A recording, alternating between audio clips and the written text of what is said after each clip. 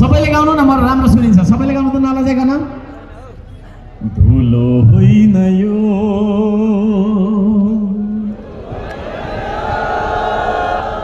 मेरो देशको माटो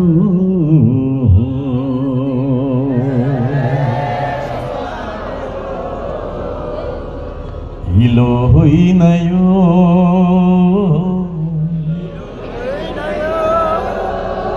मेरो देशको माटो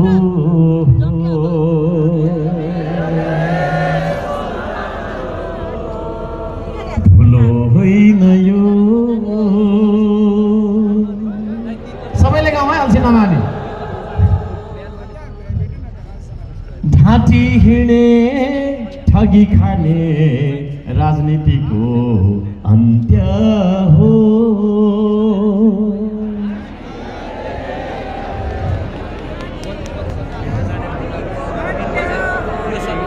कर्म गर्ने श्रम गाउनु भएन फेरि राम्रो गाउँ है ढाँटी हिँडे ठगी खाने राजनीतिको अन्त्य हो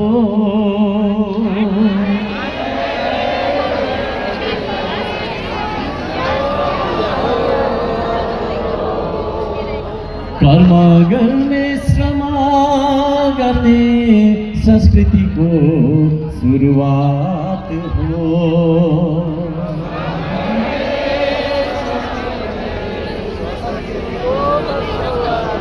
असिन पसिन भारी बकुला नि तर मागी खान कहिले नपरोस् नि भरै ढाँटी खान कहिले नपरोस्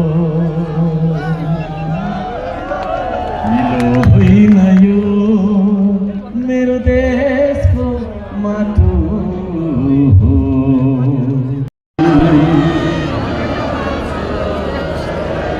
बेटर गाउँ है ढुङ्गा छुँदा मेरो देश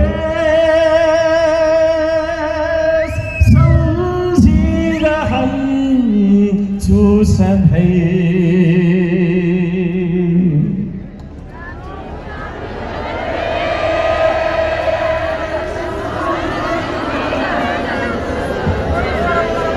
माटो छुँदा मेरो देश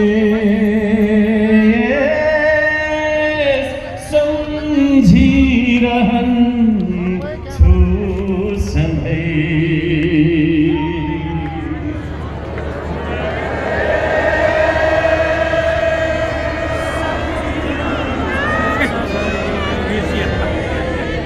जय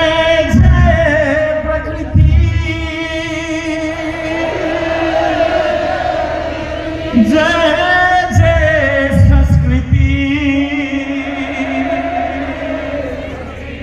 जय जय प्रविधि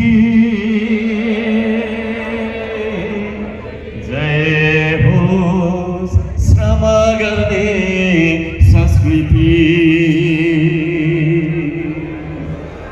ढुङ्गा छुँदा मेरो देश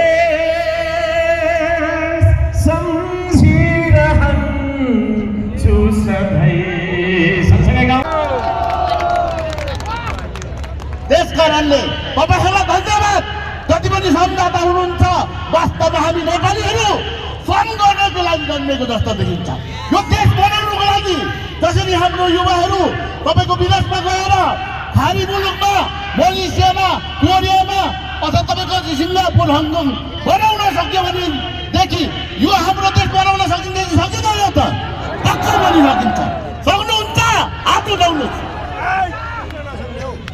हो यो माटोको माया हो त्यस कारणले गर्दाखेरि हामी अहिले नगर्ने भन्दा पनि तपाईँहरूले हाम्रो घोषणा पत्र अथवा पर्चा फर्दिनु हुनको लागि पनि हार्दिक अनुरोध गर्दछु र हामीले तपाईँको हर्कपथ अगाडि बढाएका छौँ।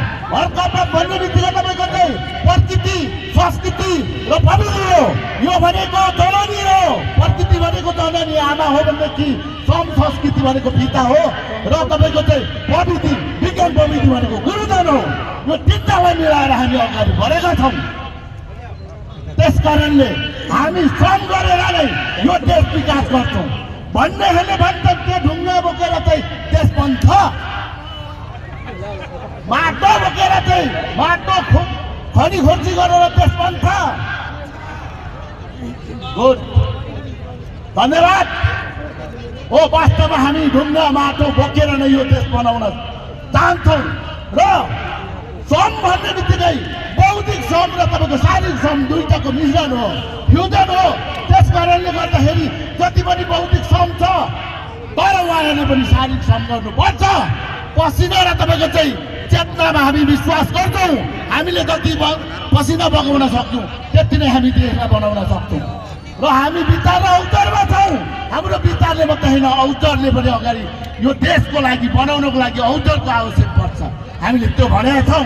त्यस कारणले यो देशको उन्नति प्रगति समुन्नति र समृद्धिमा लानको लागि, जीवन स्तर उठाउनको लागि यहाँ आम जनताको तमाम समस्याहरू छ, यहाँ विभेदहरू छ। यसको अन्त्य गर्नको लागि श्रम संस्कृति पार्टीले पहल गर्नेछ। भोलि यो पार्टीले तपाईँको सरकार बनाउन सक्यो भनेदेखि यो तपाईँको जति पनि तपाईँको चाहिँ सञ्जाल र जन्जाल छ नि, कानुनी झन्झट छ नि, कानुनी झन्झट हामी च्याकेर फर्नेछौँ, हामी तर्नेछौँ र जनतामा सुलभ बनाउनेछौँ। हामी नागरिकहरूको सर्वोच्चको कुरा गरिरहेका छौँ। त्यसै गरेर हामीले नागरिकता प्रमाणपत्र प्राप्त गरेका छौँ तर हामीले नागरिक अधिकार हक अधिकार प्राप्त गर्न सकेका छैनौँ र तपाईँको राज्यले दिने सेवा सुविधा हामीले प्राप्त गर्न सकेका छैनौँ र भोलि तपाईँहरूले साथ सहयोग समर्थन गर्नु भनेदेखि यस पार्टीले यो नागरिकहरूको सर्वोच्च पनि कायम गर्नेछ र हक अधिकार र तपाईँको चाहिँ सेवा सुविधा पनि दिलाउनेछ। यो म वाचा गर्न चाहन्छु तपाईँहरूसँग र हामी त्यसै गरेर तपाईँको चाहिँ नागरिक समाजवाद हुँदै प्रत्येकले न्याय पाउनुपर्छ। हिजो तपाईँको पञ्चायतकालदेखि न्याय नपाएको र बिचमा तपाईँको त्यो बहुदलवादीहरूबाट पनि न्याय नपाएका र आज जेन्जीहरूले पनि न्याय नपाइरहेको हुनाले हामी न्यायिक समतावादमा छौँ र हामी नागरिक समतावादमा अर्थात् हामी जस्टिस इक्वलिटीमा छौँ र हामी के पहल गर्न चाहन्छौँ भनेदेखि we have to do something भन्नु होला। अरूलाई पनि लाग्न लगाउँदै यो देशको स्वाधीनता, भौगोलिक अखण्डता, सांस्कृतिक विविधता सहितको राष्ट्रिय एकता बचाइराख्न जस्तोसुकै कठिन परिस्थितिमा पनि सदैव कटिबद्ध र सक्रिय रहनेछु। आफ्नो जिम्मेवारीमा आएको कर्तव्य पुरा गरी छाड्नेछु। एउटा सच्चा इमानदार देशभक्त श्रमदाता बनेर श्रमदानको महाअभियानमा सदैव जोडिनेछु। प्रकृति, संस्कृति र प्रविधिको अन्तर सम्बन्ध नै जीवन हो। प्रकृति, संस्कृति र प्रविधिको समुचित र सन्तुलित विकासले मात्रै मानव संसार र जगतको रक्षा र उन्नति गर्न सक्छ। यो अवस्था प्राप्त गर्न अनिवार्य श्रम र श्रमदानको अभियान सञ्चालन गर्नुपर्दछ भन्ने राजनीतिक दर्शन हर्कवादलाई आत्मसात गर्दै सदैव श्रम र श्रमदानको महाअभियानमा, उत्पादन र निर्माणको महाअभियानमा लागिरहनेछु।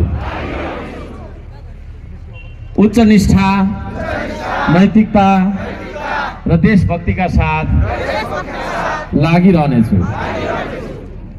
दमाईले सिलाइदिएको लुगा लगाएर होइन बस्ने, तर दमाईलाई छिछि दूर दूर मेरो चाहिँ नेता नआइजाइ भनेर भन्ने समाजले अझै पनि मजदुरले बनाइदिएको घरमा बस्छ, तर त्यो मजदुरलाई हेला गर्छ कि गर्दैन? त्यस्तो भएको कारणले गर्दाखेरि कामलाई हेर्ने दृष्टिकोण, श्रम नै हो त्यो शक्ति जसले सम्पदालाई सम्पत्तिमा रूपान्तरण गर्छ। हामीसँग हिमाल छ, पहाड छ, खनिज छ भनेर के गर्नु? काम गरिने हात बाँधेर बस्यो भने हिमालले के गर्छ र? होइन, खनिजले के गर्छ र? त्यो सम्पदालाई सम्पत्तिमा रूपान्तरण गर्नका लागि चाहिने एउटा मानव शक्ति, एउटा मानव प्रयासलाई श्रम भन्छ। त्यही श्रमलाई नै हामीले हेला गरेको कारणले यो देश कहिल्यै पनि उत्पादन र निर्माणमा अघि बढ्न सकेन। कहिल्यै पनि तपाईँको अर्थतन्त्र यो देशको दह्रो भएन। यो देशमा हामीले गफ गर्ने मान्छेलाई ठुलो मान्छे सम्झ्यौँ।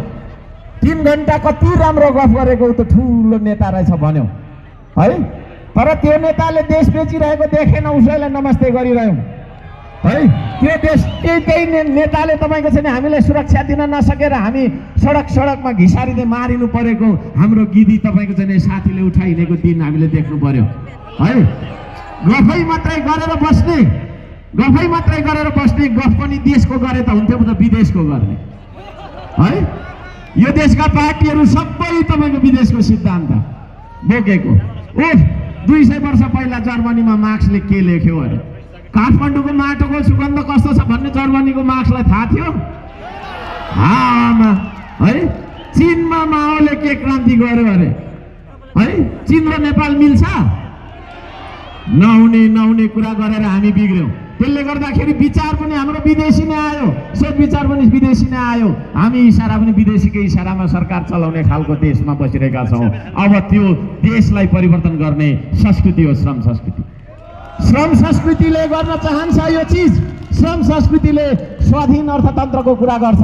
तपाईँ काम गर्नुहोस्, तपाईँले छिमेकीबाट ऋण लिएर भात खाँदै हुनुहुन्छ भने यो देश स्वाधीन बन्न सक्दैन। आदरणीय दाजुभाइ दिदीबहिनीहरू, यो देश स्वाधीन बन्न सक्दैन। त्यसो भएको कारणले 2 हात तपाईँहरूकोमा हेर्न चाहन्छु। सबैजनाको 2 हात देखाइदिनुहोस् त। यतिका धेरै 2 हातहरू हेर्न पाउँदाखेरि अत्यन्तै खुसी लाग्यो। त्यो 2 हात चलाएर तपाईँ आफै बाँच्नुपर्छ। तपाईँ आफै बाँच्नुपर्छ।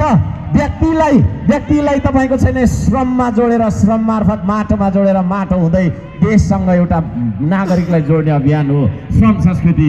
त्यो श्रम संस्कृतिमा म यहाँहरू सबैजनालाई हार्दिक स्वागत गर्न चाहन्छु।